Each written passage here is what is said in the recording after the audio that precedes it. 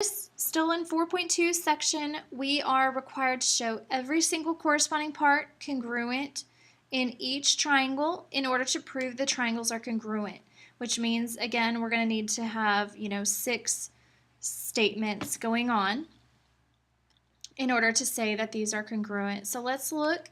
Currently, we know that angle D is congruent to angle H. That was marked, so that would be like a given.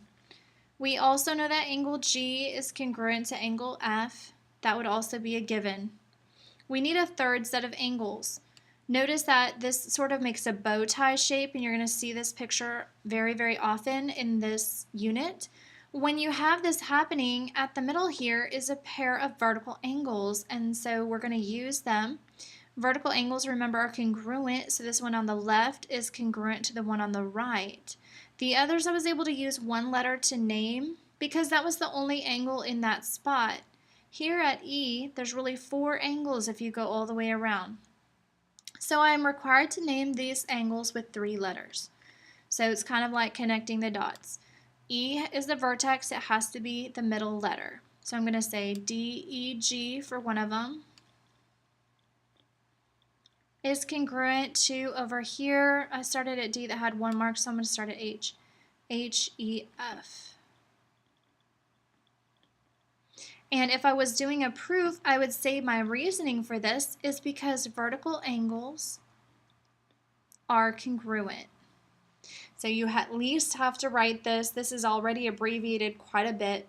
Vert for vertical, symbol for angles here, congruent. And that would be the reason. So if I was doing a proof, this would be given. I would have this statement because vertical angles are congruent. So that's taking care of all 3 of my angles. Now I need to look at the sides. I've got a marking here. I've got a matching marking here. That's good. This one has 2. This has 2 marks. This has 3 marks and 3 marks. Those would all be considered given statements. So I'm just going to list them off. DG is congruent to HF. They have 1 marking. DE is congruent to HE because they have 2 markings apiece.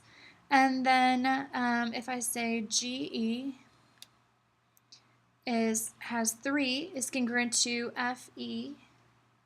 That third side, those would all be given because they were already previously marked, not anything really special there. But now I've got all 3 sets of angles congruent, I've got all 3 sets of sides congruent, therefore all of the corresponding parts are congruent, and I'm able to make my congruent statement, which a congruent statement is naming the triangles in the right order. So I know that they're congruent. How I know is because the corresponding parts are congruent, and specifically all of the corresponding parts are congruent. That's how I know. And the answer, are they congruent? Yes, they are congruent. And so our statement is going to be naming the triangles. So I'm going to name this one with my angles. This has 1 mark, this has 2, this has 3. So I'm going to go 1, 2, 3 as I name them just to make it easy on myself. So I'm going to say DGE is congruent to triangle, and I go over here and I need to name it in the same order. So this had 1 mark, 2 mark, 3 marks. That's how I named it. So 1 mark, 2 mark, 3 marks, HFE. If you name it in the wrong order, that means you're telling me that the wrong parts are corresponding, and that would make your congruent statement wrong. So as far as congruent statements go, this is what they mean by a congruent statement. A lot of people put these little ones thinking that, they are stating that something is congruent, but when I ask for a congruent statement about the triangles, this is what I'm looking for here, is naming them with a congruent symbol in the middle. So that's how we know those are congruent.